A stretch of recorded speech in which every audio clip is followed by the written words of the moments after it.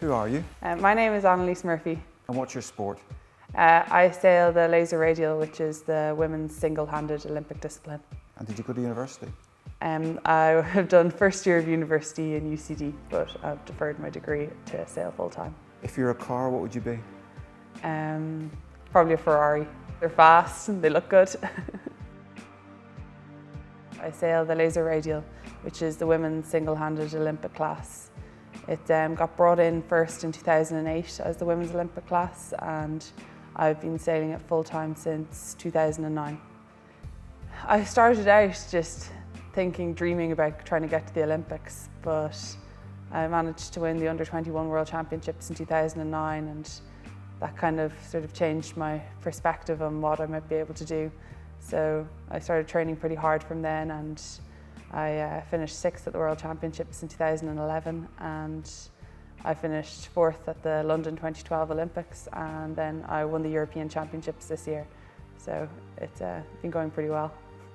Well, because laser sailing, it's so physical, you have to get in your gym sessions and your endurance training as well as your sailing training.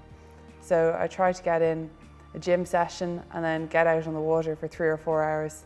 And then when I come in, I need to do some kind of endurance session as well, whether it's cycling or running, just to try and keep my fitness up, because the fitter I am, the easier it is to make the boat go faster, and then also you get less mentally tired, so you're able to concentrate for longer, and that helps me race better. There's quite a lot of technical stuff involved in sailing a laser. You have to work with the boat, you have to know how to repair things and change your ropes and make sure that everything's working really well. Then on the water, your boat handling is really important. So that's turning the boat from side to side, getting around the corners of the course, and trying to do those maneuvers as quickly and smoothly as possible. So I spent a lot of time training, trying to make my boat handling as basically perfect. And then you also have your boat speed, and that's trying to make your boat go as fast as possible through the water. And there's lots of different techniques, whether there's flat water or there's small waves, or sometimes you're in huge waves. So it's trying to figure out how to get the boat to go as fast as possible. Finishing 4th at the London Olympics was a huge disappointment for me. You know, I never realized how much it was going to upset me when it actually happened.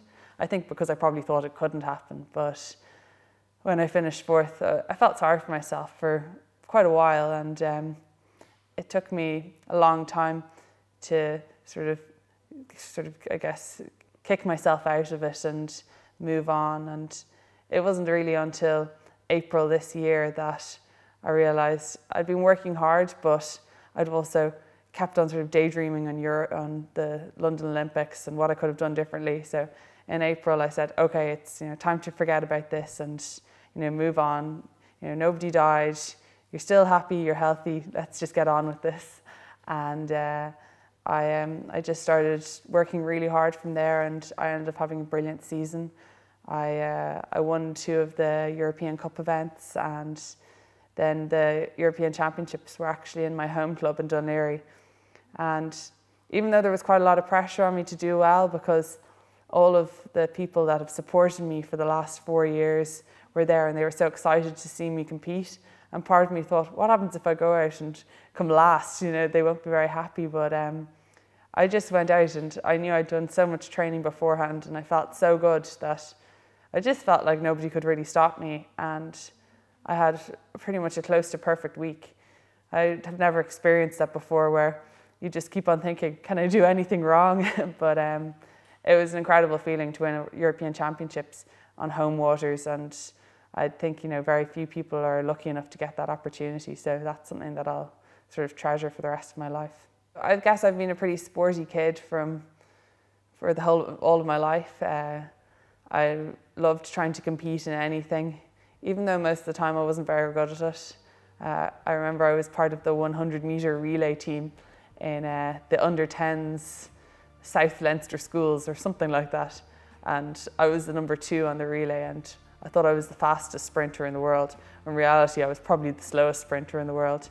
But I just loved being involved in sport, and it's been such a great part of my life. I've done lots of different sports in school. I played a lot of hockey, which I loved, and I also played tennis. And then sailing was just part of the my summers and my weekends while I was in school, and it was only sort of when I was sort of 16, 17, 18 that I started to get a lot more serious about it. So just being involved in sport and everything has given me so many friends throughout my life, and I think for younger kids to just find some kind of sport that they enjoy. It can be anything that's gonna make a huge difference to your life, and it'll make you meet a lot of friends, a lot of different people, and staying active makes you feel good as well, I think.